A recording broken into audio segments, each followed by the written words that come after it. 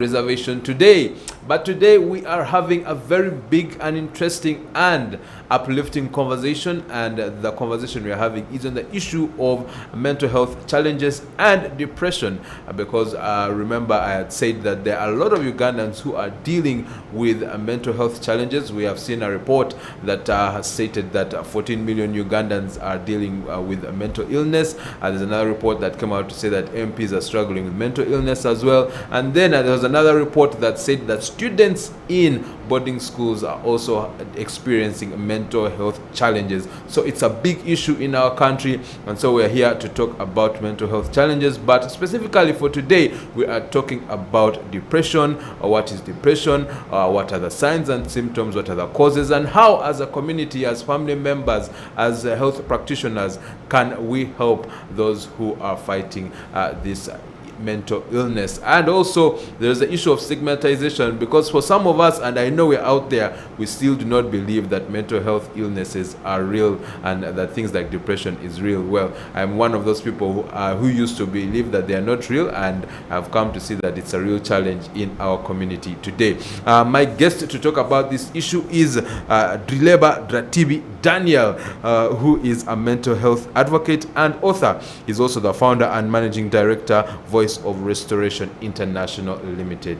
You are welcome to Issues at Hand today. Thank you, my host, and I want to bring greetings to our viewers. I want to say, even when you talked about all these challenges at hand, there is still hope, even when things seem to be hopeless.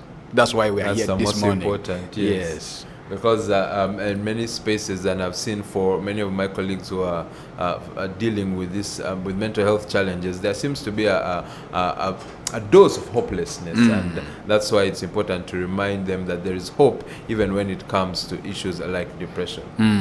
But first and foremost, talk to us about Voice of Restoration International Limited. When was it founded, and what exactly happens there? Okay, Voice of Restoration, just like the name, restoration. We formed this company, which is limited by guarantee, and our hope is to restore lives. We want to restore lives because so many lives have been broken, and I was among those who had broken lives myself.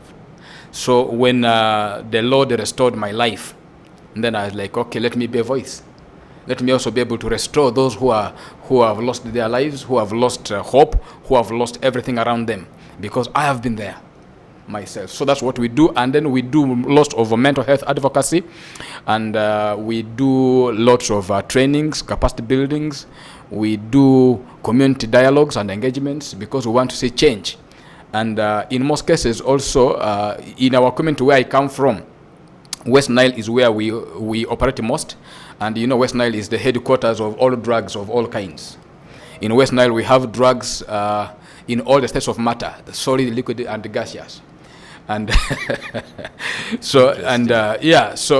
drug abuse has become a huge thing. So we're also trying our best to restore and rehabilitate those who have been on the drugs and they are struggling with the drug addictions.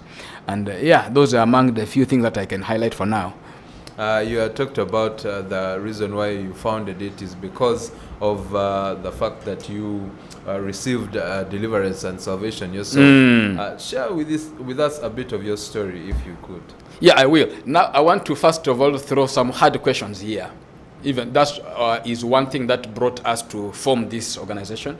And because I had these hard questions in mind. Question number one was, how many mentally afflicted people do we have in our homes or in our communities, locked down in chains?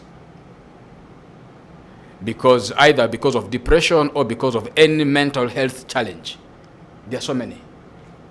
Number two, how many friends and relatives have we lost to suicide? There are many. And the funny bit is in my culture, where I come from in West Nile, Arua in particular, when somebody commits suicide, before we bury them, we cane them. We cane the dead body. Then the question that came in my mind was, for how long shall we continue caning dead bodies? Why can't we be able to speak to those who are committed, who are trying to go through this trying moment, and who are thinking of suicide? Why can't we be of a voice to help them out? before they actually commit suicide. Number 3, the hard question that was there, like I was saying, West Nile has issues with drugs. How many drug addicts do we have, relatives and children and friends? How many of our children have become drug addicts, hardcore drugs addicts, and they can't do without drugs, alcohol, and they're abusing it to the maximum? How many do we have in our communities and in our homes? So many. Finally, how many people have we given up on because we see them as useless, based on their experience, based on their mental health conditions, based on their environment? How many people have we given up on? So those 4 questions prompted us to think, no, let something be there. Because we too were there. Personally, I was depressed too. I was depressed. I struggled through it for years, not only for 1 year, for years. And I'm not ashamed to say this. Even when it came to issues of life, I've been there. Going through 8 heartbreaks is not a joke. But now I am a married man. You know. So, and all challenges that we went through, I was like, no. I think if God has helped me to come out of this, let me be a voice. Just like David said it in Psalms 40. When David was in the horrible pit, and then he said the Lord heard his cry, and the Lord picked him from the horrible pit, the miry clay, and established his feet on a solid ground, picked him from the pit, put him on the solid ground, and he put a new song of thanksgiving on his lips. You know, so for me, that was the thing. So I was like, okay, I think I may not be David of the Old Testament time, but I think I could be the David of now, though my name is Daniel. Why? Because we've been through this kind of chaotic experiences. And because of time, I will not share really much, because all the story of my depression, the stories in this book, Hope in the Age of Depression. So I was able to come out. And the challenge we have also with our African setting is depression, suicide, and mental health is not a topic for discussion anywhere. It is a taboo to discuss these issues. That's why I'm very convinced, even you, bro, I'm sure while growing up, you were repeatedly told that you be a man. Yes. Don't talk like women, don't cry like women, don't show your emotions like women. You know, you be a man. It's a sign of weakness. You know, it's a sign of weakness. You be a man. So at the end of the day, now challenges begin striking the man. The man has nowhere to go. At the end of the day, the man will definitely think of suicide. That's why, look at the statistics. The greatest percentage of Ugandans who have committed suicide are men. Take it globally. Kenya as well has the same issue. Yeah, it is men who are going through it is the men. So I'm asking myself, for how long? Now, if we don't have the men stand on their positions, if we don't have the men where they're supposed to be, then chances are we are doomed. Because you find men commit suicide, leaving orphans and widows. And then these orphans have no male figure in their lives. So they grow up in a society which is also very traumatizing. They go through a society which also segregates, keeps reminding them that even your father was useless, that's why he committed suicide and all that. And this traumatizes the children. Why we're having a lot of crime is because there are no men taking the lead, no men in their positions. So that's why everywhere you find children struggle with the addictions, everywhere you find children struggle with mental health issues, you find people struggling with the drugs, it is 70%, even actually 98% is because there is no male figure in their lives. That's true. If the man is there, he's at a distance. The lack of present fatherhood, and exactly. There was an article about that sometime last week that was saying about the lack of present fatherhood being amongst one of the causes that leads to drug abuse and violence in our communities. But sticking to our discussion today, what is depression? Depression is where people can define depression in various ways. But here we can say depression is a feeling of sadness that does not go away for weeks. And this begins to interfere with your day-to-day activities. Yeah, it begins to interfere with how you used to function. It begins to interfere with your functioning of your day-to-day activities. Meaning that if you are supposed to wake up to go to work, then you will not you will not feel like going to work. It begins to interfere with everything around you. Not only work, even your everything to do with you becomes because of the sadness this heavy burden that comes upon your heart. And it affects everything. Then you begin to view life from a different perspective, not the normal way. So that is all about depression. That is the simplest way I can explain depression. And when it comes to what causes depression, before we go to the cause, yeah. When it comes to depression, yeah. And I in the knowledge that I know of it, there's a distinction between general sadness and depression. Yeah. Because someone might say, well, today I didn't feel like working. Does that mean I'm depressed? So what's the difference between being the general sadness and depression? Like I was saying here, if this sadness persists and it is something that has continued for 2 weeks, even more, and then begins to interfere with your normal functioning, day-to-day activities, then that is depression. Yeah, there's a way you can just be sad for a moment, and that's not depression. But when this sadness puts you in a place where for more than weeks you are the same way, and the sadness continues, and then it begins to paralyze you at all fronts, makes you sad everywhere, even your functioning at place of work, in your marriage, in your business, in your even in church or in the mosque, wherever you are. So when it begins to affect that, then definitely that comes to the place of depression. And that's where I'm saying, please, if that has been part of you, seek for help, because help is always available. Though many times we live in denial, because I was there too. All right, and that's what depression is. Now, what are some of the manifestations of depression, the symptoms and signs and symptoms, if you may?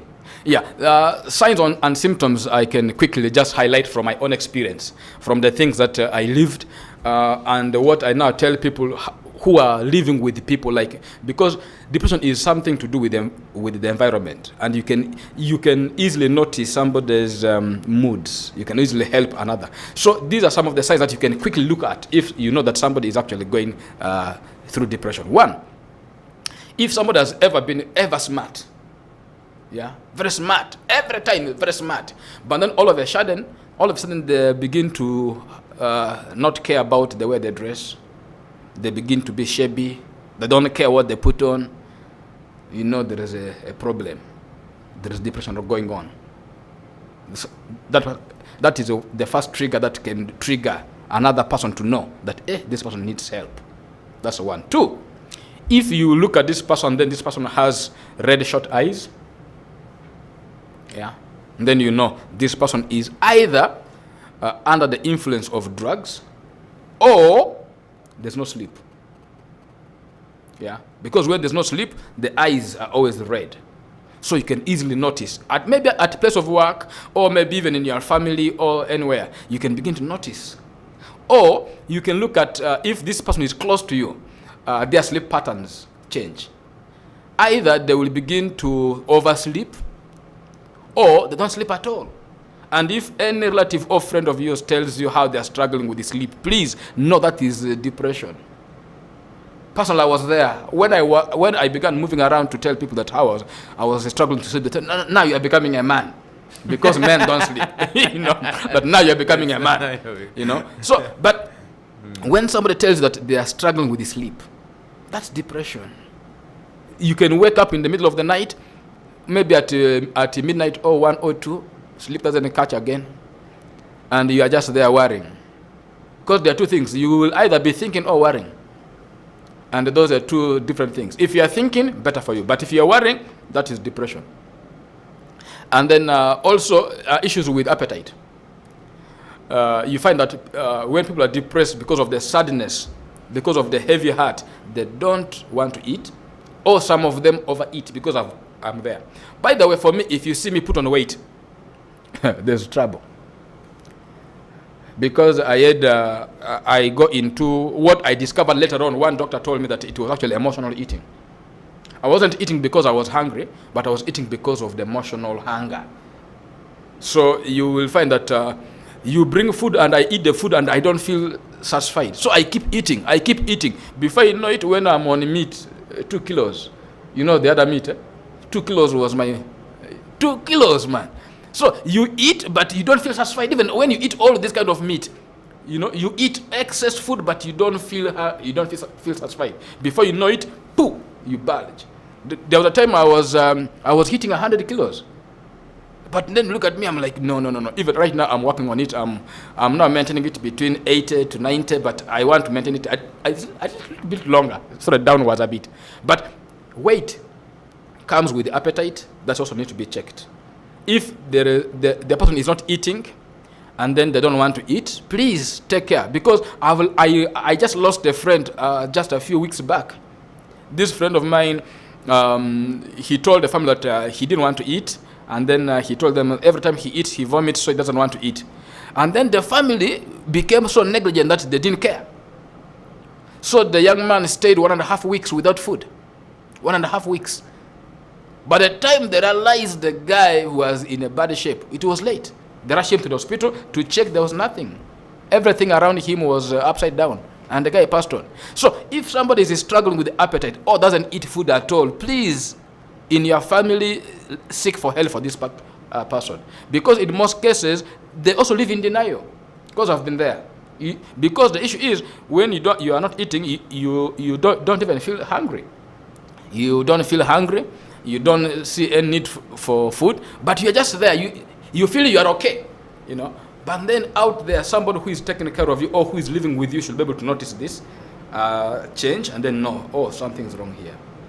And then also another thing somebody can quickly know that this person has depression or is going through issues is their issues. Sometimes they can become, somebody becomes angry and you don't understand the cause of anger. But he's just angry and moody. Those are some of the quick triggers that can trigger you who is out here to know, why is this person acting this way? This unnecessary anger. And then if somebody is beginning to complain of general body weaknesses, body pains, the headache, one head is aching, the forehead is aching, the rest are okay. One side is aching, the rest are okay. Seek for help. So there are things that we do. That's why right now I do a lot of community-based mental health advocacy, helping people to understand if these things happen with you, please seek for help. The problem is, in our traditions, we believe some of these things we say it is because our forefathers are not happy with us, and therefore we need to go to the shrine, or we need to call the elders to come and eat some meat. Maybe it is because the great-grandmother's dowry was not cleared, and maybe this is why the uncles are not happy with you. So, people bring all these kind of issues because this is where I struggle with in my community. But I still let people know that, please, when you see some of these issues, these are signs. Because somebody who is depressed will not know that actually they are depressed. Even if they know, they will live in denial because I've been there. Definitely. And when it comes, now that we know some of the signs and symptoms, and it's a very good book. For those of you watching, please get yourself a copy so that you can be well knowledgeable when it comes to depression and mental illness. When it comes to the causes, now in my work with some of my friends, I have a friend who was diagnosed with clinical depression, and some of the things that I've heard from her are things like chemical imbalances in the brain, or also trauma.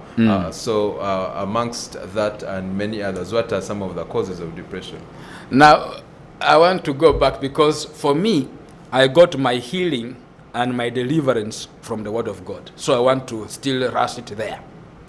When it comes to depression, there is only one cause of depression, according to the Bible. And what is this cause? If you have your Bible out there and you can open for me Proverbs 12:25. New King James is what I prefer most because it has for me the simplest English and it is straight to the point. New King James. Proverbs 12:25. Bible says, anxiety in the heart of man causes depression, but a good word makes it glad. Yeah. So when I discovered that, then I was like, okay, thank you. Let me now go and dive deep inside this. Anxiety in the heart of man causes depression, but a good word makes it glad. So for me, I began to deal with what are these issues, and then that bring anxiety to the heart of man. Coming back to my story, my first anxiety that caused my depression was rejection. I'm not afraid to share this because I even had to write a book on overcome rejection. Turn your greatest dreams into reality. That was my first book, actually. I had to go through rejection right from before I was born. Yeah. From the womb. Even when I was born, I went through that bitter rejections from family. Through school, I went through rejections. Yeah. Come to relationships, I already told you 8 heartbreaks. And these 8 are without those who fired me before I proposed. And those who told me they will give me answer until tomorrow there's no answer. You know, these 8 are those you relate with, and then even the family people know them, and then boom, something comes up, they're like, it is over. And then you begin afresh. No. So that was one of the issues. And in most cases, people who are struggling out there with depression, one of the issues is the cause is rejection. But still, we can actually overcome rejection. Rejection from place of work. It is even now mounting too much pressure on so many young people who are out there working. That's why so many people actually are resigning from work because of the toxic work environment, because of the different rejections and the things like that they're receiving from place of work. But there is rejection from place of work, from marriage, from relationships, from your place of work, from home. So all these issues can put a lot of burden in your heart. Before you know it, on that you slide into depression. Of pressure from experienced by many youth. I have a colleague of mine who told me that he left social media because whenever I would go on social media, he would see friends and colleagues that he was in class with, or age mates, posting photos. I'm in South Africa, I'm in Spain, I bought this new Range Rover. And so he would ask himself, why am I still living with my parents? Exactly. Why am I not progressing as much as my friends? And it made him feel depressed and anxious. And for him, his solution was just to leave social media altogether. Exactly. So that's societal pressure. Exactly. Is right. That is true. And actually, now connected to just what you have just said, the issue comes to comparison with others. When you begin to compare with your OBs and OGs, yeah, even some of these OGs or OBs, you help them in the canteen.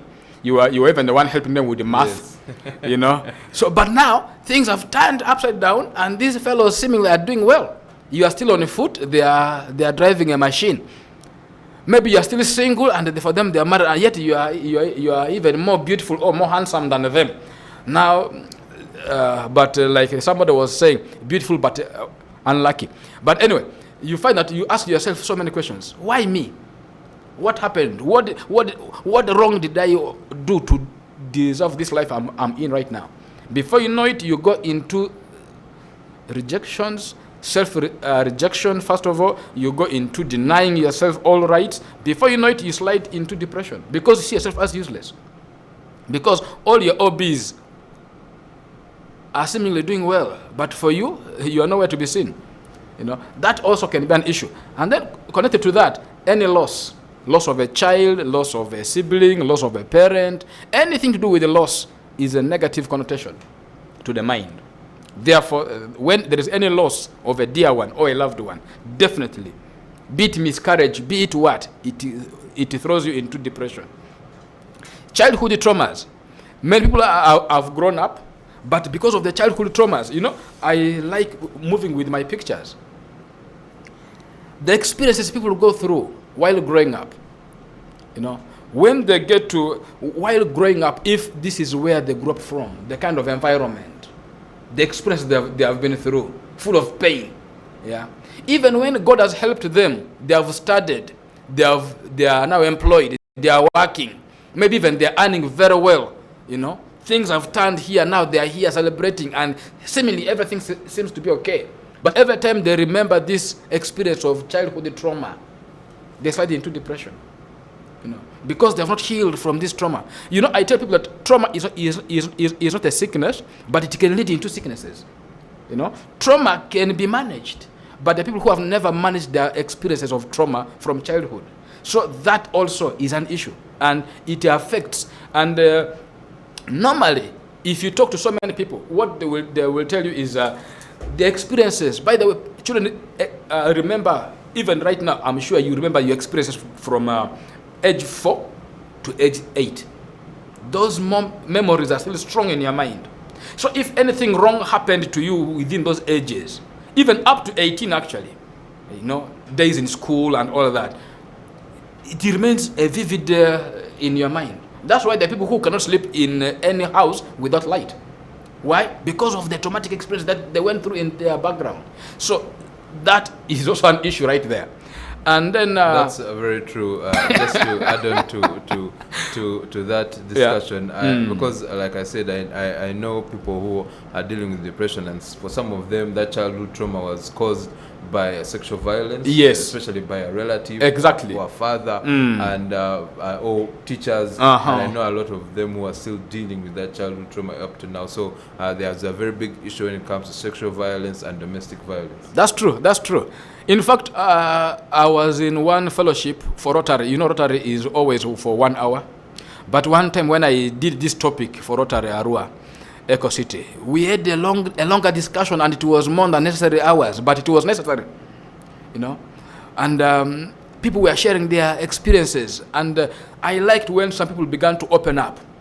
And when they opened up, it became therapy for them, And then after some time, some people have reached out to me, say, you know what, I was sexually abused, I was raped at the age of 5, and I've grown up hating men because of that experience. And up to now, they're actually single, So, but then when we began to try to help them deal with that traumatic experience and letting help to get help and forgiving themselves and then forgiving this kind of people, it was of course hard, but for those who have done it, who have been able to manage to come out of that traumatic experience, to let go and to heal from it, actually they are doing better. But still there are those who have held on to this anger because of this experience of the childhood trauma, And this is pain. And by the way, don't be surprised that even when you have gone far with life, quickly you can remember these experiences of the past. And if any man dresses or does anything to do with such things in the past, you quickly just connect dots and say, I'm not safe here. So that leads people there. Of course, the natural disasters, we've just come from COVID. Now it is Ebola. Lockdowns are happening. There are a lot of uncertainties. People are beginning to be worried again. And worry is a fuel depression uses most. Because it is worry that fuels depression. So that alone, the natural disasters. Of course, also there is a marital or relationship problems. People who are married, families where there are a lot of chaos, there's abuse, there is fighting, there is all kinds of chaos. It happens that things can happen, and before you know it, this affects everybody else. That's why children, when they grow up, when a child grows up in this kind of environment, that's what they know, and that's what they will do.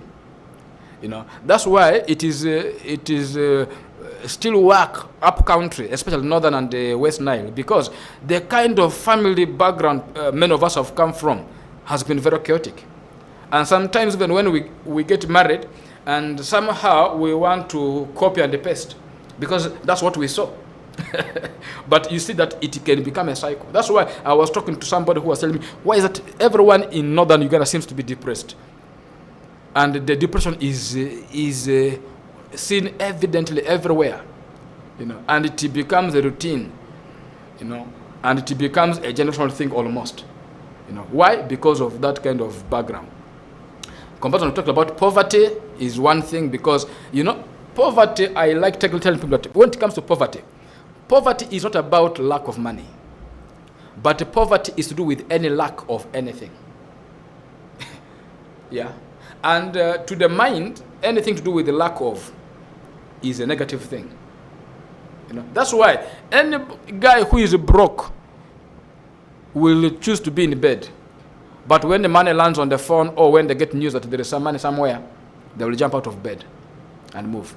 That's true, and it's wonderful that you've touched on that point, because I've been having these discussions in my spaces and asking. I've seen so many examples with elderly men and younger men that, for many, especially who have wives and have children, that when they experience financial difficulties, they draw back. That's true. They draw back, they sit back, they say, okay, they give up. That's almost. true. That's true. And it's usually the women who pick up and fight fight for the family and fight for the financial welfare of the family.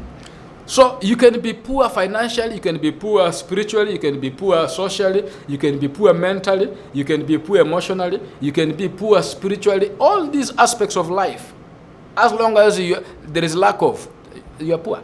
And this poverty has to do with, it affects everything, because if you don't, that's why there are people who don't have friends.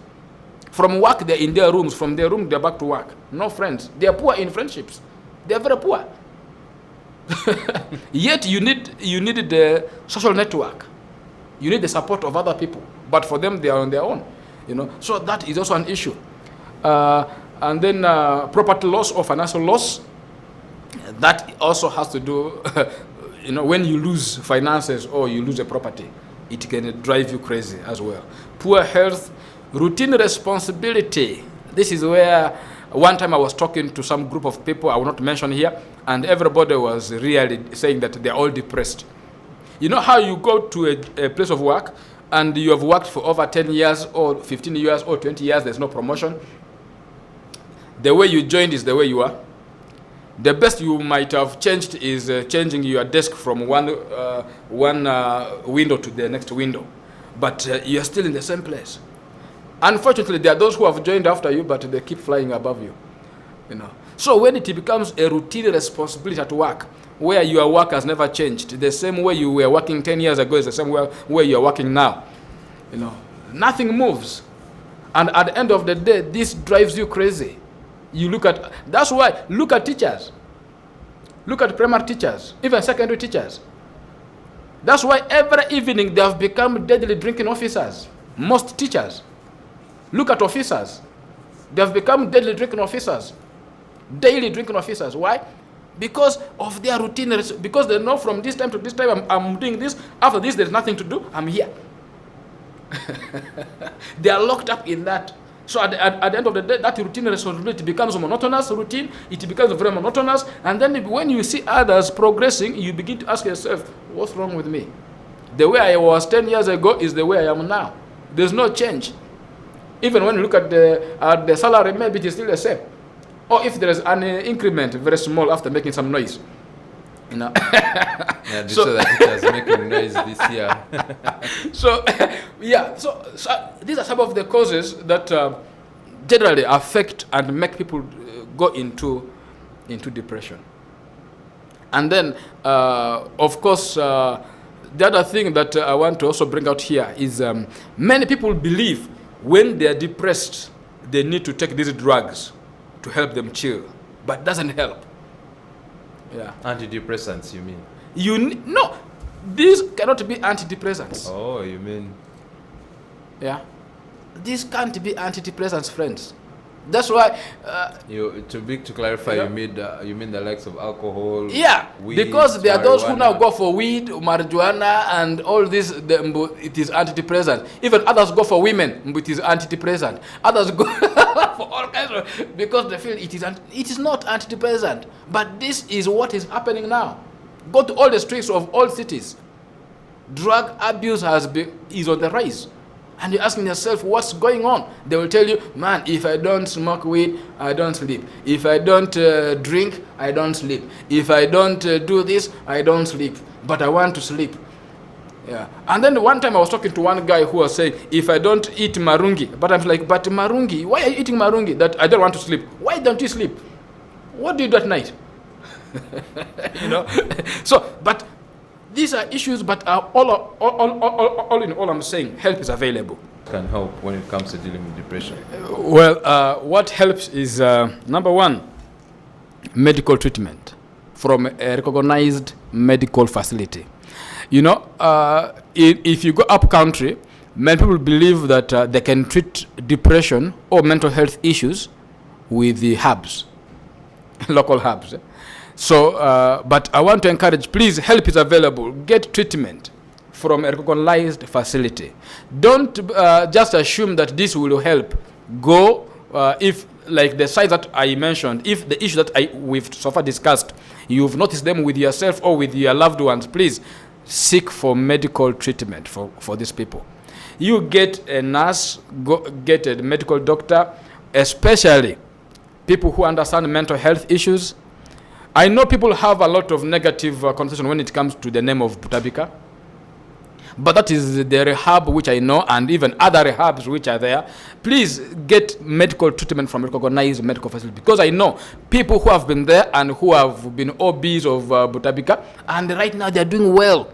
I know of engineers, I know of people who have been there before and who have gotten well, you know. So we are saying that please get medical treatment, get help, and if you're on medications, please take them religiously. Don't give up on your medications. Take them. And as time goes, as we believe God for divine health, who knows? Because even I know there are those who right now are not on medications anymore, but they have been on medications for over 10 years, 5 years, 15 years, you know. So, but please take your medications religiously and get proper treatment. I repeat that one. Proper treatment from a recognized medical facility. That's one. Two, narrative therapy is one easy thing. You know, the problem we have is people will say, me, I don't want to talk about it. Yet it is hurting you. Talk about it, talk it out. You know, the more you talk it out, the more you get healing. You know, the more you talk it out. Maybe some of these issues have come because of different, the person has come from different issues that cause the pain to you. And that's why the Bible says in James, confess your sins one to another and pray for one another that there may be healing. So healing can come when you open up to somebody and you share this. You know, just like for me, I always talk about this. And even when I was writing this book, it was more of pain for me. You know, tears were flowing because some of these memories were very tough. But still, I was able. And the more I wrote this and the more I talk about it, it has become therapy for me. It has become healing for me. And I am much better. I'm not in the same place where I was. But that's the thing. How best can one open up? Because, like you've just said, while you were writing the book, the pain was coming alive. Yeah. And of course, in sharing your story and sharing how you feel, the pain will come alive, and yet you do not want to feel that pain. So how best can one open up? What happens is when you open up, actually, it's just like a pass. However had a boil, yes, either under the armpit or so, it's like when this boil is there, when it is, but when you cut it, it is pain. When you squeeze that pass, it is pain. But after squeezing it, when you open it and then you leave the wound open, healing comes. You know, like I have a scar here. This scar reminds me that I was burnt when I was 3 years, but it doesn't pain me anymore. That's why I talk about the 8 heartbreaks with a smile on my face, but it was pain. You know, people ask me, "Are you sure you went through this?" Yeah, I've been there. You know. So it is every time you open up and share this with somebody, the pain goes. You relieve this pain, and this will help. That's why even when it comes to after taking your medications, still when you come to the doctors or the nurses, they'll still ask you what happened. Tell us. And the more you tell this story, the more you get better and you are healed, and then you are even helped to identify other options that can better manage this. Yeah. So get a counselor, get somebody to open up to and share your story. Also use your gifts. You know, one thing that makes me always grateful is every one of us is born with a gift. Yeah, much as depression affects how you view yourself and how it affects with your routine work, but still when you grow that gift of yours and you keep on it, because energy flows where attention goes. You know, J.J. Austin Okocha said something which is for me is very paramount. He said when he went to Germany, he didn't know that he was black until he went to Germany, and then people began to call him a monkey and all that. So he was doing badly, and it was depressing him. He was in a place where they were calling him names. He was being called a monkey and all that. So he asked himself, what can he best do to overcome this bad feeling? So what he did was, he said he began dribbling. He dribbled the Germans until they ate grass. Yeah. So, and J.J. Austin Okocha went on from being called a monkey to be installed as one of the famous footballers in the German Bundesliga. He used his gift of football. Tyson Fury, we know him. Tyson Fury is one of the boxers, world champions, and he suffered depression, and he was able to overcome it through his skill of boxing and continued doing his boxing until he became a world champion. And you know, so use your gift. Yours may not be boxing, yours may not be football. Maybe it is music. Use it.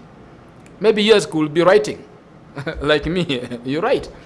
Maybe yours could be networking. Maybe it could be drama. Maybe it could be dance. Please use your gift, because every time you focus on growing that gift and building it up, all the negative energy that will have come from the different environments will go off.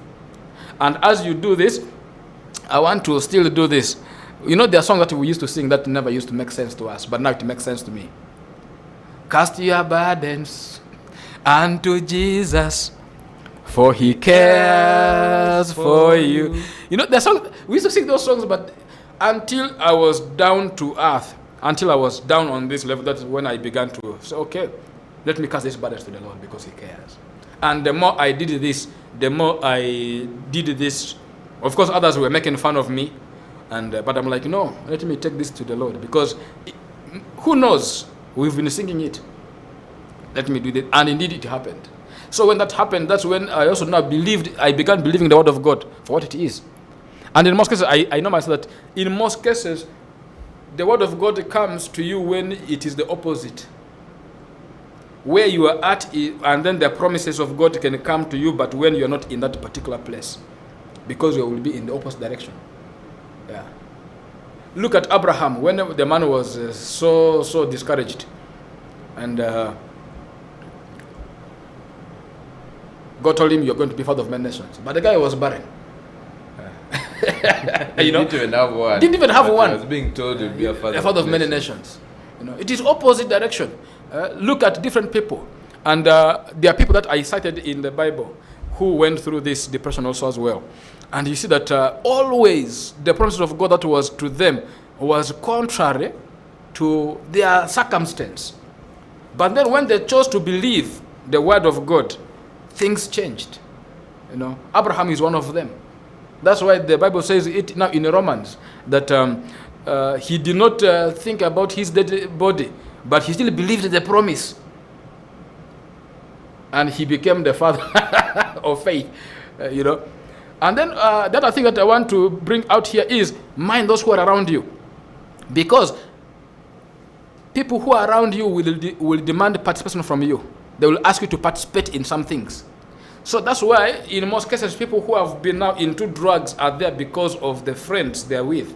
People who are around them. Because always, you are the average of the 5 people you spend most of your time with. So the 5 people you spend most of your time with will make you to become. You know, so mind those who are around you. And then also mind what you watch.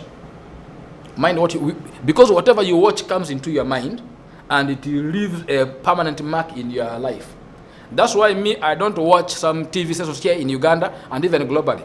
You will not find me tune Al Jazeera News, because there it is only war and chaos. Because for me that is a trigger that puts me into depression. So I don't watch, I avoid it. You will not, at my home, nobody watches news after 10. We end our news with the 9 o'clock news. Once it is 10, we switch off. We don't want that time of Entisa, Bamuse. We're not there. You know, I told my family, nobody will watch that kind of news. And indeed, we've kept it. Because some news, what you watch, affects emotions. And if these things that you are watching cannot add value to you, but instead make you even more depressed, why watch them? So mind what you watch. And then also mind what you listen to. Because the music you listen to or the words you listen to can either inspire you or they can demotivate you. In most cases, words don't travel as grammar, but words travel as energy. You know. So when I discovered this, it has helped me to bounce back big, because I mind what I watch, I mind what I listen to, even when I'm on programs, even when I want to listen to some music, I'm specific to music that I want to listen to. Because what you listen to affects your feelings, affects your emotions. And in most cases, people make choices based on how they feel. You know, so mind what you watch, mind what you listen to, and also mind your language. Proverbs 18:20 says it, a man's stomach shall be filled with the fruit of his lips. With the produce of his lips, he will be satisfied. Then verse 21 says, life and death are in the power of the tongue, and those who love it will eat of its fruit. So what does that mean? Whatever you speak will come to pass. So mind what you speak, mind your language. Because in most cases, people will always speak negative things now, based on their circumstance. They are depressed, but they will be, instead of speaking hope, they will be speaking something else. That's why when you check, when these men told themselves that they were like grasshoppers, they died in the wilderness. The 10 spies in the book of Numbers. Why? They didn't see themselves forward. They saw themselves as grasshoppers. Mephibosheth saw himself as a dead dog. He's like, what can a dead dog like me do? How are you seeing yourself? What are you saying concerning your condition? What are you saying concerning... Another good example is David. Where the Israelites saw a giant, for him, he saw an uncircumcised Philistine. Yes. And he was able to overcome it. So what do you speak? Even when David was in those places of depression, actually, but David kept proclaiming things. He kept saying that, you know what? I will not die, but I will live. I will live to declare the goodness of the Lord in the land of the living. I will not die. And then how many times have we declared ourselves dead? 2 food day. Food day. I'm dead. How many times have we declared ourselves dead? So, so all those, mind what you speak. And then improve yourself with the self-help books. Big times, forgive yourself. Many times we are depressed because of what we've been through, and sometimes we blame ourselves for them, and then we don't forget forgive ourselves. We forget to forgive ourselves, and then we hate ourselves to the dot. So forgive yourself and forgive those who are around you, and that will help you. So please, exercise. Try. I know it is hard, but you can try exercise. If you can't run, at least walk. Do something so that you can be, so that there is something that you can do. Reach out to others. Don't be in isolation. Please, I want to call upon everyone out there. Mind your food, local food versus processed food, because you look like what you eat manifests in how you look. Yeah. So mind what you eat. It is very important. Mind what you eat. And I want to also say this.